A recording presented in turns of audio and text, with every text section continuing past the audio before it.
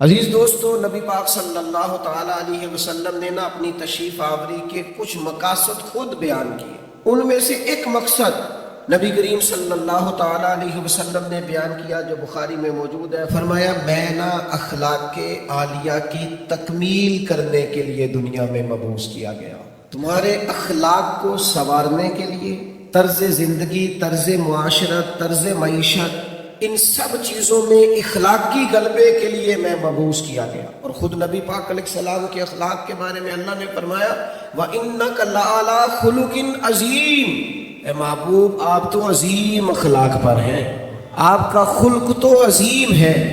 کچھ صفات ہمیں بڑی جلدی اخلاق حسنہ کی اپنانے کی ضرورت، اس لیے کہ جو بے راہ روی ہے اس کو صرف نعروں سے نہیں روکا جا سکتا۔ جو ہماری طبیعتوں میں اضطراب ہے وہ صرف اچھی مجالس سے ہی فقط کر دینے سے ختم نہیں ہوگا، ہمیں ان مجالس سے پھوٹنے والی ضیاء سے، ان مجالس سے ملنے والے سبق سے، ان محافل کے انعقاد پر مرتب ہونے والی نصیحت سے، ملنے والی نصیحت سے ہمیں اپنے اوپر عملاً کچھ چیزوں کا نفاذ کرنا ہوگا۔ مثلا ایک چیز بڑی تیزی سے پھیل گئی، وہ ہے بے چینی، بے قراری، اضطراب، دوڑ دھوپ، حلم کا نہ ہونا، برداشت کا نہ ہونا۔ اور میں آپ کی خدمت میں عرض کروں، یہ عدم برداشت یہ عالمی مسئلہ بن گیا، کسی چیز کو لوگ قبول نہیں کرتے، مزاجوں میں ٹھہراؤ نہیں ہے، دل تنگ ہوتے نظر آتے ہیں، چھوٹی باتیں لوگ کرتے ہیں۔ عرب کی سوسائٹی کے اندر لوگ سخت مزاج تھے، وہاں کے جو بدو تھے ان کی ترش روئی کا ہر آدمی شکوہ کرتا تھا، ان کا لہجہ پتھروں سے زیادہ سخت تھا۔ پر نبی کریم صلی اللہ تعالی علیہ وسلم نے اس حلم کا مظاہرہ فرمایا، حضور نے اس بردباری کا مظاہرہ فرمایا۔ پتہ ہے آپ کو دنیا میں بڑے بڑے سیانے لوگ بھی اسی لیے ناکام ہو جاتے ہیں کہ ان میں بردباری نہیں، ٹھہراؤ نہیں، بے چینی ہے، بے قراری ہے، جلد بازی ہے، بات بات میں بے چینی کا اظہار کرتے ہیں۔ آپ یہ صحیح بخاری کی حدیث دیکھیے، حضرت انس بن مالک رضی اللہ تعالیٰ عنہ بیان کرتے ہیں میں نبی پاک علیہ السلام کے ساتھ تھا تو حضور نے سرخ دھاری دار چادر اوڑھ رکھی تھی، نجرانی چادر، تو ایک بدو آیا، اس نے آ کے محبوب کی اس چادر مبارک کو کھینچا۔ آپ فرماتے ہیں میں نے خود دیکھا حضور کی مقدس گردن پر اس کا نشان پڑ گیا چادر کا، اور جب حضور نے اس کی طرف توجہ کی تو پتہ کیا کہتا ہے؟ کہتا ہے وہ جو اللہ نے مال آپ کو دیا اس میں سے مجھے بھی کچھ عطا کرے۔ یعنی سوالی بن کے آیا ہے، مانگنے آیا ہے، اور حال یہ ہے کہ مقدس چادر کو پکڑ کے کھینچ رہا ہے، اور اس سختی سے کھینچ رہا ہے کہ گردن پر نشان پڑ گئے۔ پر جناب انس بن مالک فرماتے ہیں اس کی حرکت اتنی سخت تھی کہ محبوب کی مقدس وجود اطہر پر وہ نشان چھوڑ گئی، لیکن جب اس نے کہا نا میں کچھ مانگنے آیا ہوں تو فرماتے ہیں اس وقت میرا قربان ہونے کو جی چاہا جب حضور نے بات سنی اور مسکرانا شروع کر دیا۔ یہ کمال اللہ نے صرف محبوب کریم کو عطا فرمایا ہے، وہ اپنے پرائے کا غم کھانے والا، مرادیں غریبوں کی بر لانے والا، مصیبت میں غیروں کے کام آنے والا۔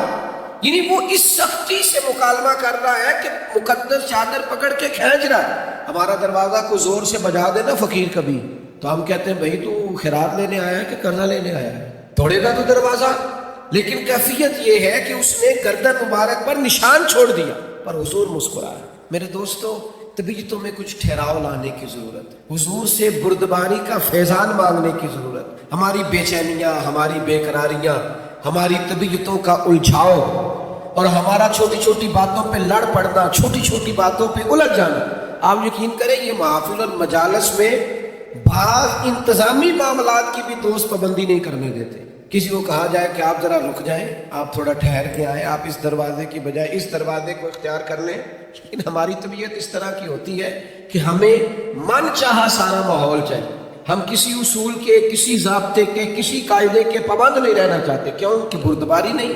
نوجوانوں، علم بھی اسی بندے کا کام آئے گا جس میں بردباری ہوگی، بزرگ بھی وہی کہلائے گا جس میں بردباری ہوگی، سمجھدار بھی اسے کہا جائے گا جس میں علم ہوگا، قوت برداشت ہوگی، جس کا سینہ کشادہ ہو۔ یعنی 14 طبق دلے دے اندر تے اسی تمبو وانگوں تانے ہو، دل دریا سمندروں ڈونگے کون دلا دیا جانے ہو۔ آپ کا کشادہ سینہ یہ دراصل، اور پھر ایک اور اہم چیز ہم نے اپنے نبی کریم علیہ السلام سے سیکھنی ہے، وہ ہے شجاعت، بہادری۔ توانا سوچ اور توانا طرز زندگی، ڈرا ڈرا انداز نہیں، سہما سہما انداز نہیں ایسا نہ ہو کہ ذرا ذرا سی بات پہ ہمارے ہاتھ پیر پھولنے لگ جائیں، یعنی جو چیز ابھی آئی نہیں اسے سوچ کے بعد لوگ ڈپریشن کا شکار ہو جاتے ہیں۔ اور جن گھروں میں زیادہ آسانیاں آ گئی ہیں، سہولیات آ گئی ہیں، زندگی آسودہ ہو گئی ہے، وہاں انزائٹی اور ڈپریشن زیادہ آنے لگے۔ آپ ذرا ذرا سی بات پر اگر گھبرائیں گے، پریشان ہو جائیں گے، مضطرب ہو جائیں گے تو زندگی میں بڑے بڑے کارنامے کیسے سر انجام دیں؟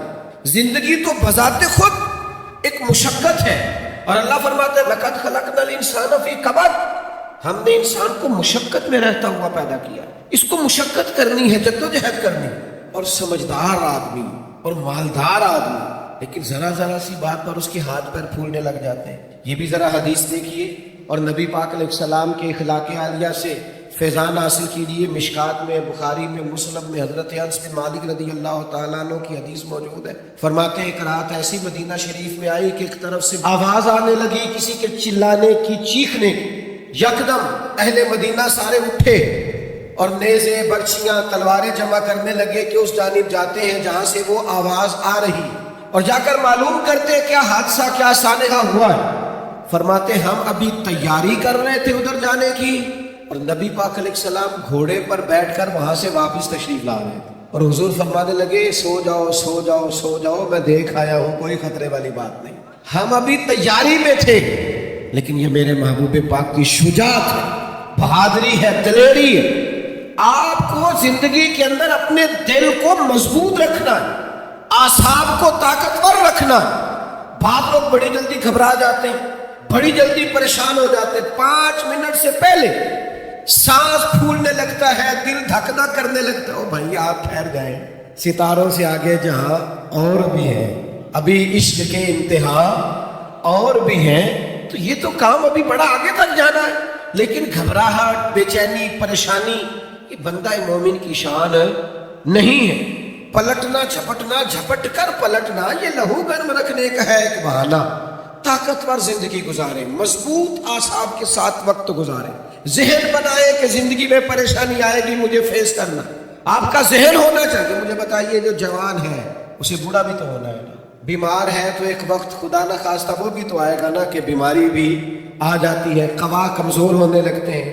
لیکن اگر آپ کا ہمیشہ اسی طرح پریشان رہنے کا خیال ہے تو پھر بات آگے کیسے بڑھے؟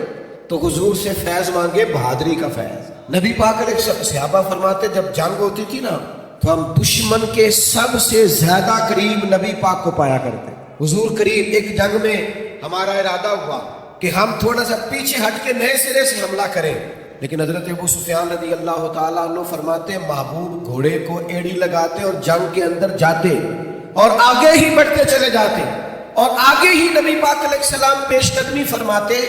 تو میں نے عرض کی حضور تھوڑا سا پیچھے ہٹ کے نئے سرے سے حملہ نہ کیا جائے؟ تو فرمایا نا بھائی پیچھے نہیں ہٹنا، میں نبی ہوں، بات یہ بھی سچی ہے، اور میں عبد المطلب کا پوتا ہوں، بات یہ بھی سچی ہے، لہذا پیچھے نہیں ہٹنا، آگے کی طرف پیش قدمی کرنی۔ تو میرے دوست گھبراہٹ نہیں، بے چینی نہیں، الجھاؤ نہیں، میلاد شریف والے محبوب سے یہ فیضان پائیں کہ ہم نے ہمیشہ اپنے اعصاب کو مضبوط رکھنا۔ پھر اللہ تعالیٰ نے نا اپنی حکمت کے ساتھ لوگوں کے اندر دولت کو تقسیم کیا، یہ اس کی حکمت ہے۔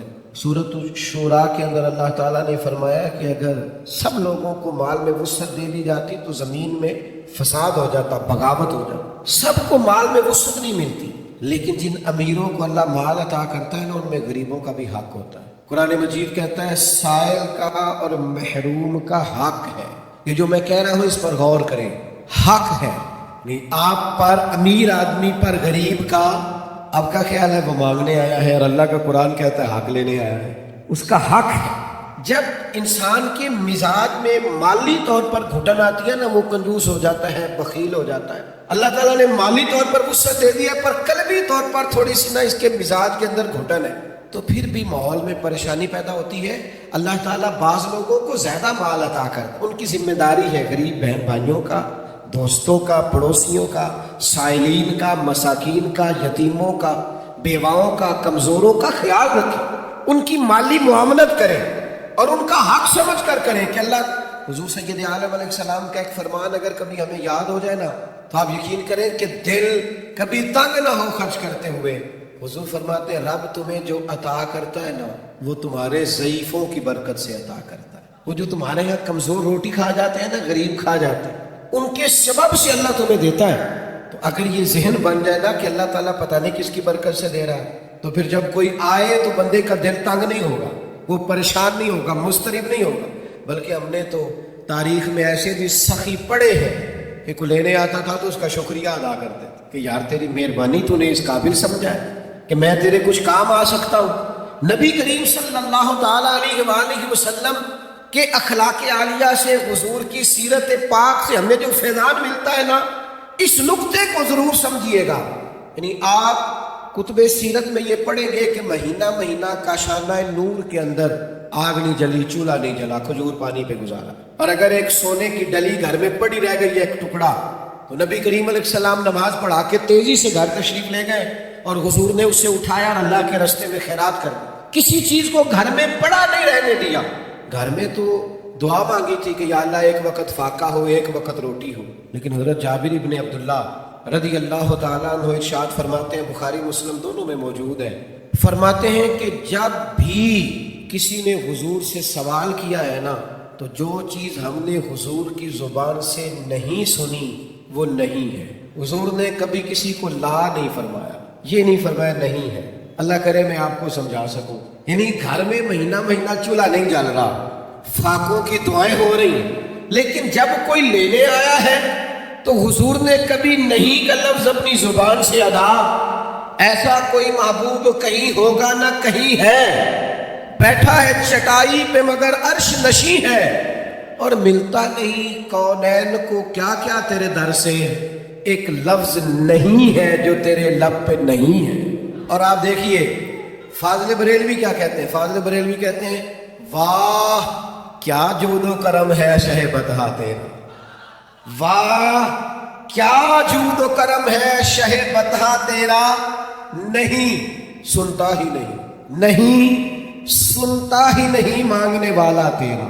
اور اعلیٰ حضرت فاضل بریلوی رحمۃ اللہ علیہ فرماتے ہیں دھارے چلتے ہیں عطا کے وہ ہے قطرہ تیرا، اور تارے کھلتے ہیں سخا کے وہ ہے ذرہ تیرا. محبوب جب دھارے چلے نا، دھارے عطا کے دھارے چلے تو پتہ چلتا ہے کہ میرے قریب نے کسی کو قطرہ عطا کیا، اس کے گھر میں دھارے چل رہے ہیں، نہریں بہہ گئی. اور فاضل بریلوی فرماتے ہیں جب پورے تارے کھل جائے نا سخا کے اور سخاوت کے، پورا گھر اور پورا محل روشن ہو جائے، تو اس کا مطلب یہ ہوتا ہے کہ کریم محبوب نے کسی کو ذرہ عطا کیا. میرے کریم سے اگر قطرہ کسی نے مانگا تو دریا بہا دیے ہیں، دربے بہا دیے. سخاوت کا مزاج پیدا کرے. اور غریبوں کی خدمت میں بھی گزارش ہے کہ حضور فرماتے ہیں بندہ اللہ کے ساتھ اس طرح کا گمان کرتا ہے، رب بھی اس کے ساتھ اسی طرح کا معاملہ فرماتا ہے. سخاوت کا مزاج تو پیدا کریں. حضور نے فرمایا بندہ دل کا غنی ہوتا ہے، آپ ارادہ تو کریں کہ یا اللہ تو دے میں تیرے بندوں میں بانٹوں گا. آپ ارادہ تو کریں، وہ کریم ہے، عطا کرتے کہاں دیر لگتی ہے. نبی کریم صلی اللہ تعالی علیہ وآلہ وسلم کی سخاوت، اور کس طرح کی سخاوت، اس سخاوت کا انداز کیا ہے. نبی کریم صلی اللہ تعالی علیہ وسلم کے غلام حضرت انس بن مالک رضی اللہ تعالی عنہ ارشاد فرماتے ہیں کہ ایک شخص حضور کی بارگاہ میں آیا تو اس نے نا 2 پہاڑیوں کے درمیان کھڑی ہوئی بکریوں کا ریوڑی مانگ لیا. تو یہ حضور کا دربار ہے نا، محبوب نے بھی سارا ہی عطا کر دیا، سارا ہی دے دیا کریم محبوب نے. اب وہ دیہاتی آدمی تھا، گاؤں جا کے نا اپنے حساب سے اعلان کرنا. ہر آدمی کا اعلان کرنے کا سٹائل بھی اپنا ہوتا ہے نا. وہ اپنے گاؤں جا کے اپنے حساب سے اعلان کرتا ہے، کہتا ہے سارے مدینے چلے جاؤ، حضور تو اتنا دیتے ہیں کہ غربت کا ڈر ہی دور ہو جاتا ہے. سارے چلے جاؤ مدینہ منورہ. محبوب تو یوں بانٹتے. وہ میرے دوست سخاوت کہاں سے شروع کرنی ہے؟ حضور نے فرمایا 2 کا کھانا 3 کھا لیا کرو، اور 3 کا 4 کے لیے کافی ہے، اور 4 کا 5 کے لیے. آپ مزاج تو بنائیں بانٹنے کا، ارادہ تو کریں دینے کا. پھر دیکھیے اللہ تعالیٰ کیا انداز اختیار کرتے ہیں. آپ مجھ سے ناراض نہ ہوئیے گا، ویسے جس آدمی کے پاس پیسے آتے ہیں نا وہ سب سے پہلے گاؤں چھوڑتا ہے، وہ محلہ چھوڑتا ہے جس محلے میں وہ رہتا ہوتا ہے. اس لیے کہ اب دائیں بائیں آگے پیچھے ہوتے ہیں باڑے بندے، اور اسے وہاں جانا بڑا ضروری لگتا ہے جہاں کوٹھیاں ہی کوٹھیاں ہو، محل ہی محل ہو، بنگلے ہی بنگلے ہو. وہ چونکہ پرانا محلہ ہی یاد نہیں رہتا، ٹوٹی سڑک ہی وہ میرے گاؤں کا غریب دہقاں سڑک کے بننے پہ تھا کیوں پریشان، جب اس کے بچے شہر کو جا کر کبھی نہ لوٹے تو لوگ سمجھے. یہ کبھی کبھی ایسا ہوتا ہے کہ اللہ نے عطا کیا ہے تو چاہیے یہ تھا کہ تو دائیں بائیں آگے پیچھے بانٹتا. تو جا کے بیٹھی امیروں میں کیا چلے جائیں، کوئی حرج نہیں، کوئی منع نہیں. لیکن ان لوگوں کو بھی تو یاد رکھیں جو آپ کے ساتھ بسا کرتے تھے، رہا کرتے تھے، وقت گزارتے تھے. ان کے لیے بھی تو اپنے دل میں طبیعت کے اندر گنجائش پیدا کریں. میرے عزیز، رسول اللہ بانٹتے، نبی پاک عطا کرتے. اور فاضل بریلوی فرماتے ہاتھ جس سمت اٹھا غنی کر دیا. حضور نے جس کو دیا ہے نا اسے بھی دینے والا ہی بنا دیا. تو نبی کریم صلی اللہ تعالی علیہ وآلہ وسلم کی یہ ادا. پھر ایک اور بات ٹھنڈک پہنچایا کرتے. عزیز بھائی، ایک اور بات بھی آپ سے عرض کرنی ہے. یہ جو غصہ ہوتا ہے نا انسان کی طبیعت میں، یہ غصہ نہ آنا بھی ایک بیماری ہے. غصہ آنا بھی چاہیے.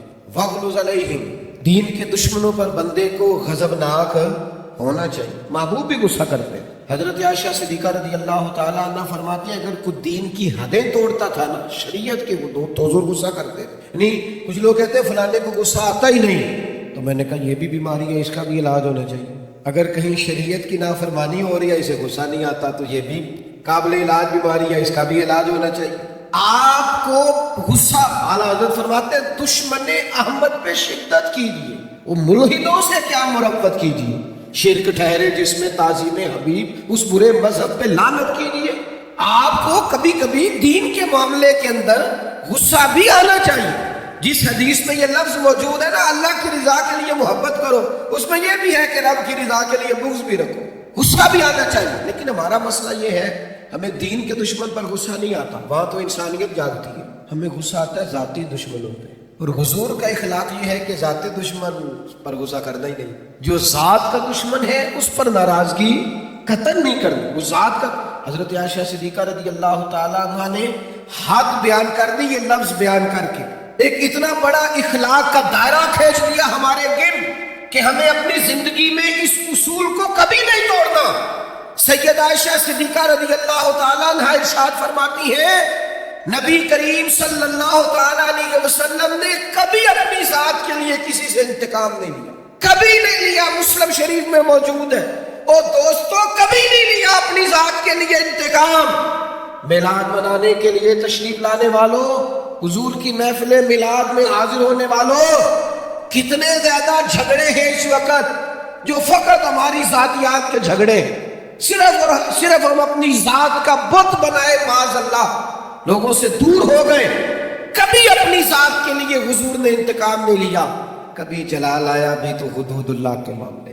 آج کیوں نہ اپنے دل پر یہ ارادہ کریں، فیصلہ کریں کہ ذاتیات کے جھگڑے چھوڑ دیں گے. ہم جہاں ہمارا ذاتی معاملہ ہوگا وہاں ہم اپنی ذات کا بت چکنا چور کر دیں گے. اور پھر انسان کو غصہ آتا ہے نا اپنے ماتحتوں پر.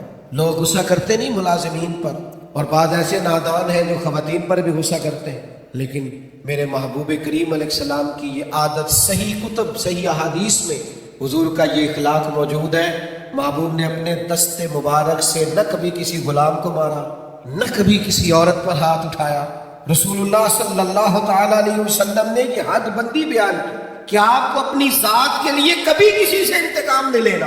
یہ سوچ کبھی بنا کر تو دیکھیں، یہ قاعدہ قانون اپنی زندگی میں اس کا نفاذ تو کریں. ہر جگہ ذاتی جھگڑے، ذات کے معاملات ہم نے کھڑے کیے ہوئے. یہ کتنا مشہور واقعہ ہے طائف کا.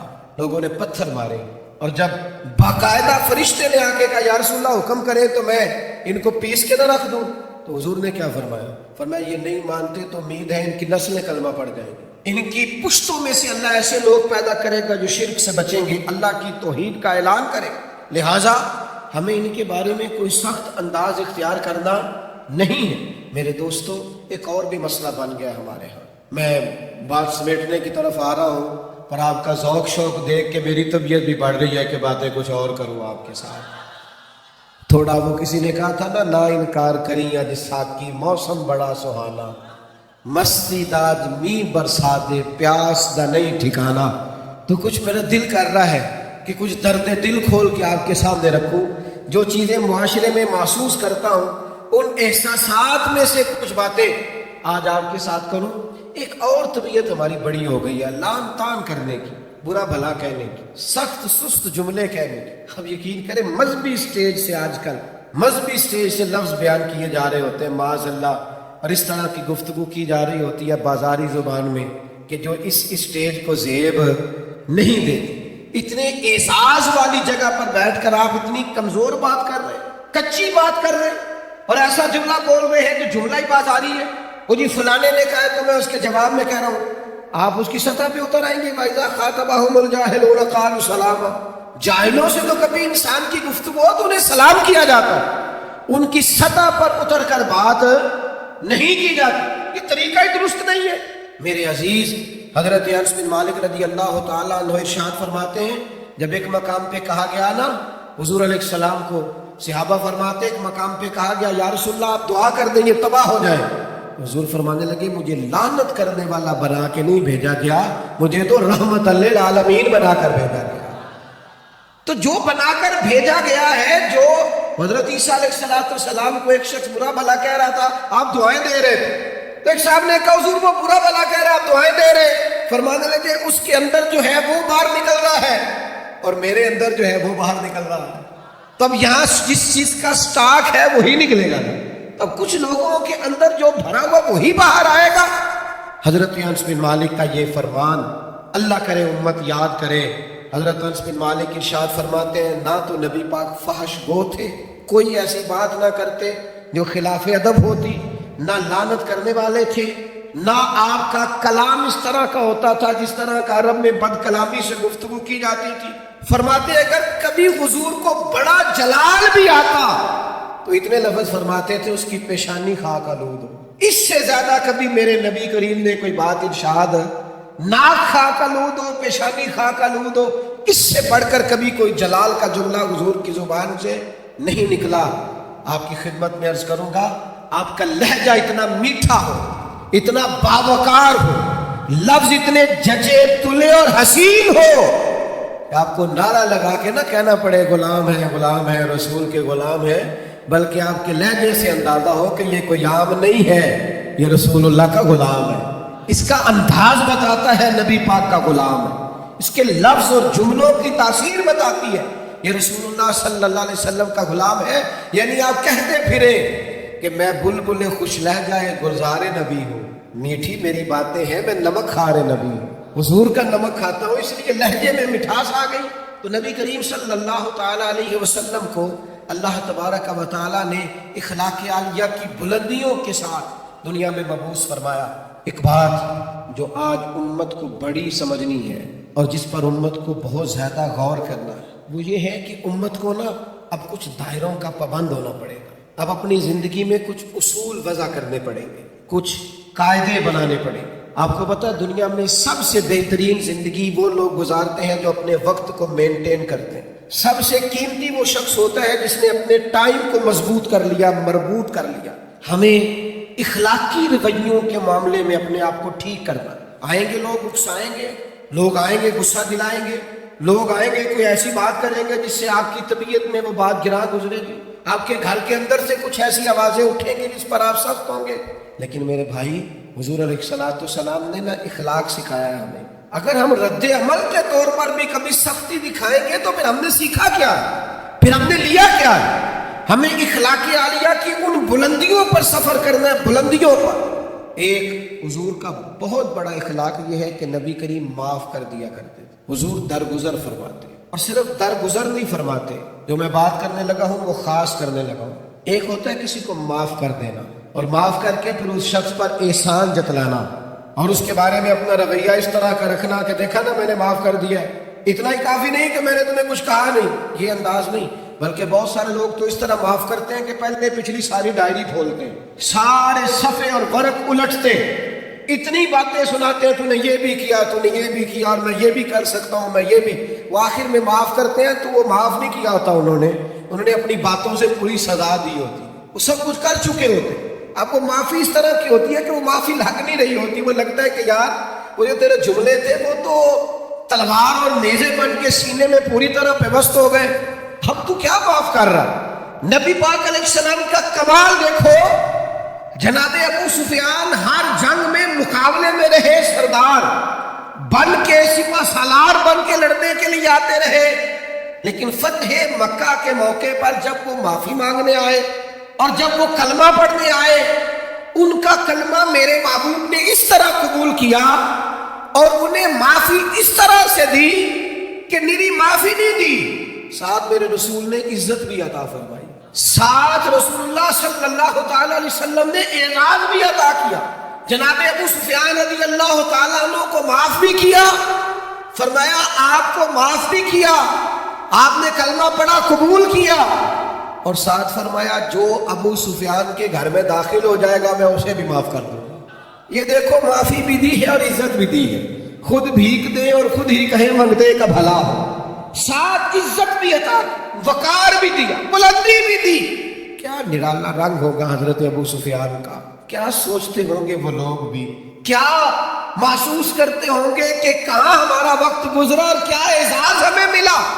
فرمایا تمہیں معاف بھی کرتے ہیں اور شان بھی دیتے ہیں۔ یہ میرے رسول پاک کا مزاج ہے۔